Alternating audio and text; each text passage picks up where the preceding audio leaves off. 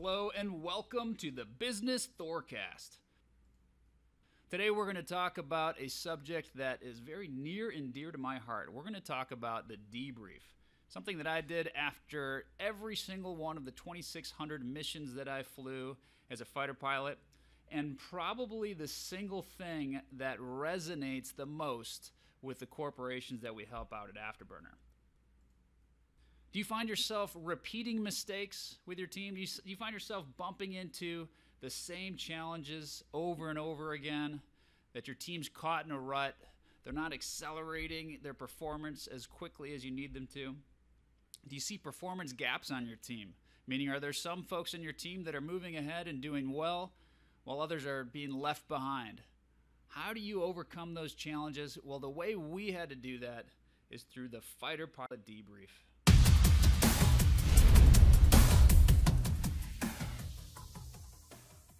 So fighter pilots didn't always debrief. During the 1950s and the Korean War, we had no such thing as a debrief. You went out and you flew, and you were just left to your own devices, your own skill set to make it through that mission. And what we found out was that we had an unacceptable loss rate with our teams that had gone out there. And the veterans that had gotten through 10, 12, 13 missions were able to survive, but the new wingmen, the folks who hadn't been doing this very long, had a high mortality rate, and they just weren't learning from the rest of the team. And so we had to institute something to scale those best practices from the veteran team members and to teach the rest of the group how to succeed in this very challenging, dynamic, high-stakes environment.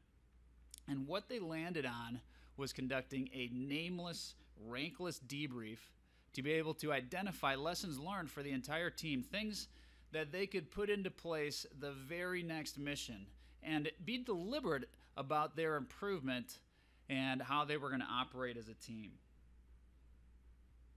Now, as fighter pilots, we didn't always debrief, but that's become something that's core, part and parcel with our being these days.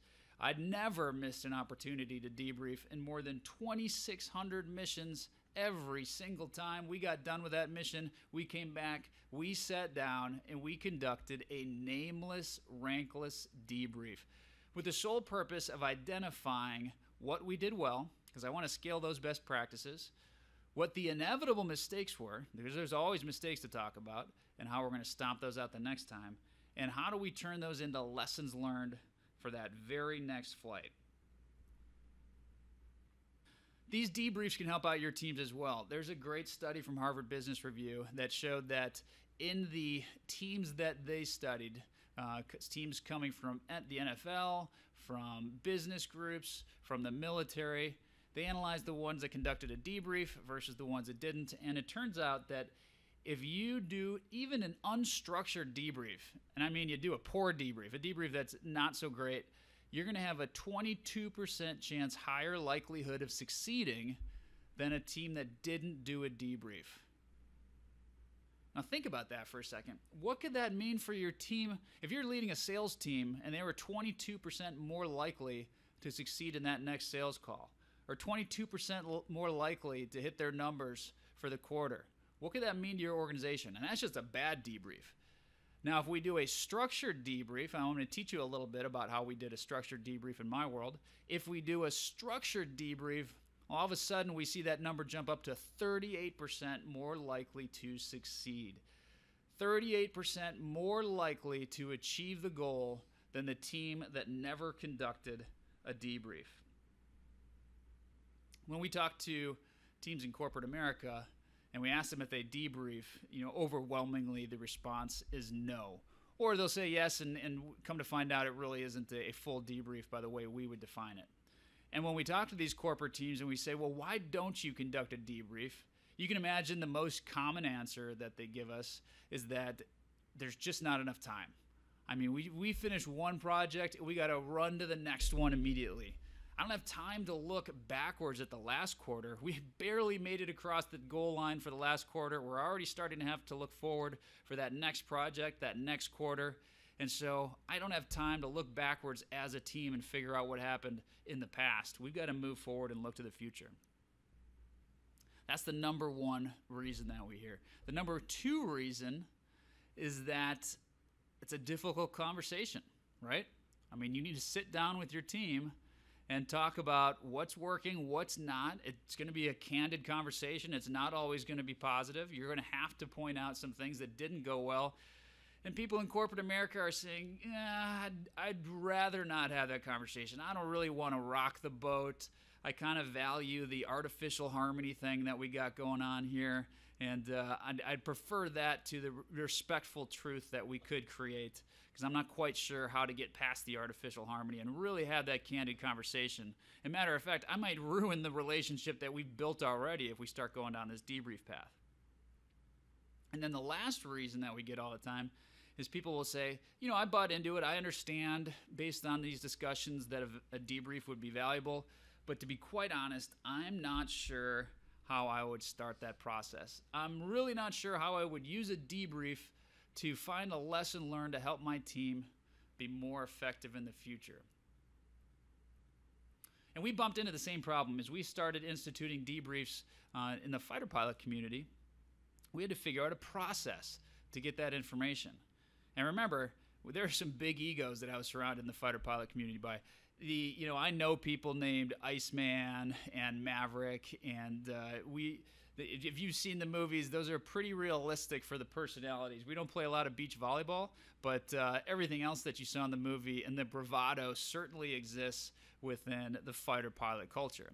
And yet, we were able to find a way to dismiss the ego, to leave the bravado at the door, and conduct a conversation about how we are going to get better as a team. And when we talked about things that we were doing wrong, instead of debating it or arguing with each other, we would be taking notes, because we had acknowledged a long time ago that there's no such thing as a perfect mission.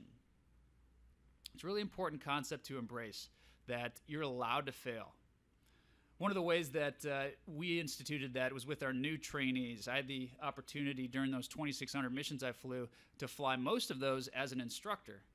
And by the end of my stay in the Air Force, towards the 17-year point, in most of the flights that I flew in, most of the formations that I was with, I was the most senior ranking person in the formation.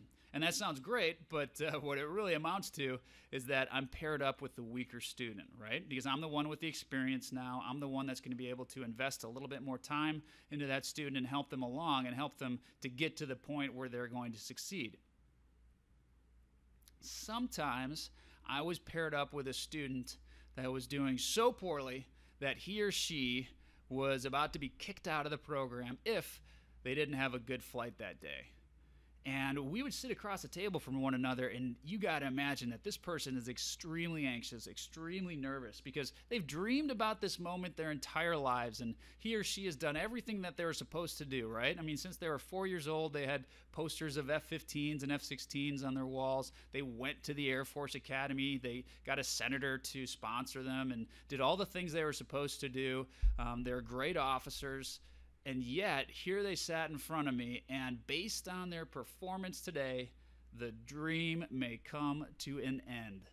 And as they're sitting across the table from me, and they're obviously very nervous, I always started out my briefing with them the exact same way every single time. I say the following: you will not have a perfect mission today. I'm not going to have a perfect mission today. Matter of fact, in the 2,600 missions that I've flown, I've never flown a perfect mission. I'm not going to assess you on your ability to fly perfectly. I'm going to assess you on your ability to adapt and react to the inevitable mistakes that take place during this mission. I'm not expecting you to be perfect, but I am expecting you to be impeccable. There is a difference. Impeccable means we operate within the constraints of safe flight. Impeccable means we're allowed to make mistakes, but we never repeat the same mistake twice. We've got to figure out a way to learn from those mistakes, to iterate, to get better as a team, as an individual. And honestly, that's how we accelerate performance to be some of the most elite teams on the planet, and certainly the most elite fighting force in the world. All right. So how to conduct a debrief, how to sit in front of your team and have this candid nameless, rankless conversation about how we're going to improve as a team. And I know what you're thinking. This is going to be a difficult conversation because all of a sudden we're going to need to get real with each other, right? But that's the beauty of it. If you do it the right way, then you're going to be able to change the things on the team that you've always wanted to affect. All the things that have been holding you back over time, you're going to be able to change those. But even better, you're going to identify things that you hadn't even thought of. You're going to find new causes for the challenges that you face, or even new best practices that you haven't explored yet. You're going to be able to scale those for the future. So let's talk about 3 key concepts to conducting your first debrief. The first key concept is that the tone is set to be nameless and rankless. What's that mean? That means we're not here to point fingers. We're not here to get people fired. This is not punitive. This is about figuring out what's right. It's not who's right, it's what's right. And rank doesn't matter in this conversation. Remember, I'm doing some of these conversations with 4-star generals. And as a lieutenant colonel having this conversation with a 4-star general, I would tell them exactly the same thing that I'd tell the newest lieutenant. If that general made a mistake, I would tell him or her what they did wrong. Matter of fact, one time I was flying with a 4-star general. We were in the same airplane, and he made a mistake. And at this point in time, there wasn't enough time to talk about it. There wasn't enough time to discuss it. All I said was, I have the aircraft. And I took the controls out of his hand, and I flew the aircraft, and I got us out of a bad situation. So we flew back home. He was pretty quiet on the ride back. And we got back into the debriefing room, and I was wondering what his response was going to be to that situation. So I'll ask you, what do you think he said, this 4-star general, this person whose car I have to salute when it drives by on base, this person who we have to call the entire room, the entire building to attention, everybody jumps out of their chair when he walks in. What do you think he said during this debrief after I wrestled the controls away from him in the flight? He said, "Thank you." Because he knew that we started that mission with an objective to stay safe and to operate the aircraft in an efficient manner. And he knew that he wasn't doing that. We had a conversation about what he did wrong. He said, "Yep, you're right. That's exactly what I did. I'll take the lesson learned," and we move on. And as soon as we walked out of that room, it was back to calling the room to attention and all the important proper courtesies that a general is afforded. But he knew that during that flight and during that debrief, it's nameless and rankless. You can create corporate teams that are the same way. We've done that with countless organizations where it doesn't matter if it's the CEO that you're talking to. Once you have a leader-led program where you're able to establish that tone that's nameless and rankless, you can see some really powerful things happen. And the reason that general is willing to do that is because he knows that's the cost of creating that culture that allows us to admit our mistakes. That's the cost of creating a learning organization. And so he's more than willing to put up with that cost in order to create the organization that won't repeat the same mistake twice, and certainly the organization that's going to keep him alive in flight. So that's step number 1, create a nameless, rankless environment. And I know what you're thinking. You're thinking, wow, I'm really excited about that because I can't wait to go back and tell my coworkers the things that they're not doing well. And I can't wait to finally hold my team accountable for the things that I think they could do better. Well, that's great, and you'll get your chance to do that, and that's important. But here's the thing. As a leader, you've got to set that tone first. And the only way you can set that tone is by first admitting the errors that you've made. And if you're saying, well, I'm not sure that I made any errors in the last mission, you're not looking closely enough. I guarantee you your team has seen ways for you to improve. And so assess your performance and think about the ways that you're going to get better and how you're going to change for that next mission.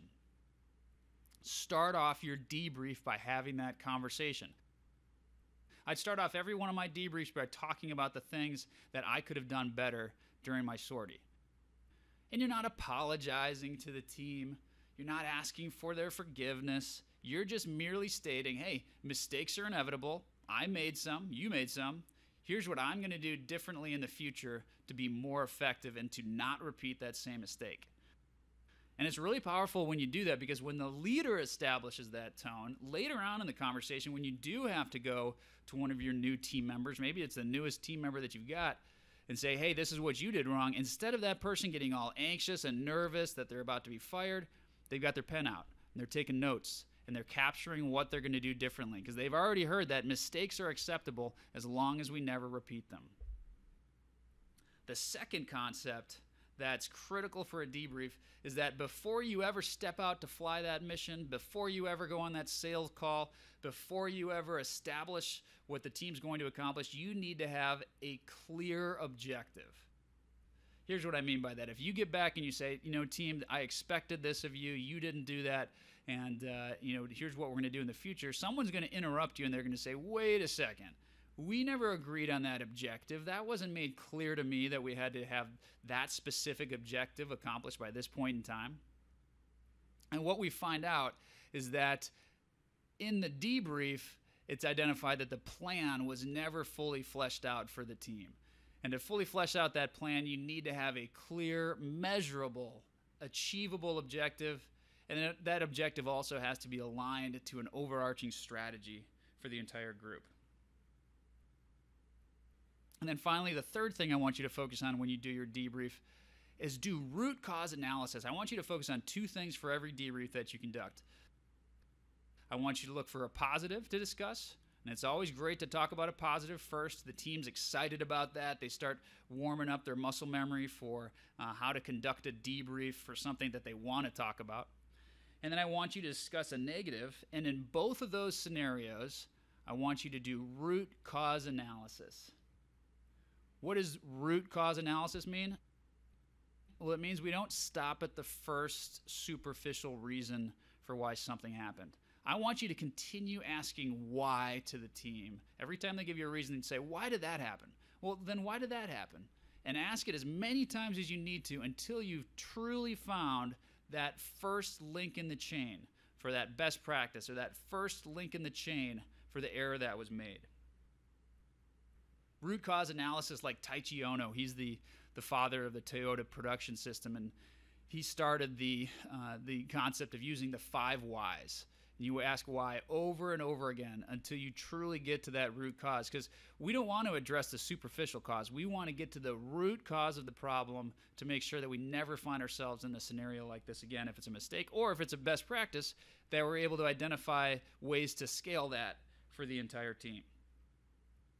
Once you've got that cause, take that all-important last step, and that's to go from a history lesson, which is all we've done up until this point, right? We got to a conversation about why this took place. Oh, that's why we lost that big sale. Oh, that's why we got that new client. Don't stop there. You've got to take that next important step and say what the actionable lesson learned is going to be. Here's what I mean by that. Give me specific instructions on how I can never repeat that mistake again, how I'm going to do it better the next time. Give me specific instructions how I can leverage a success and to help build that same momentum towards the next mission that we're going to pursue. We did a debrief last week on a $17 million deal for a tech company. It was a great deal for the team. They were all excited about it.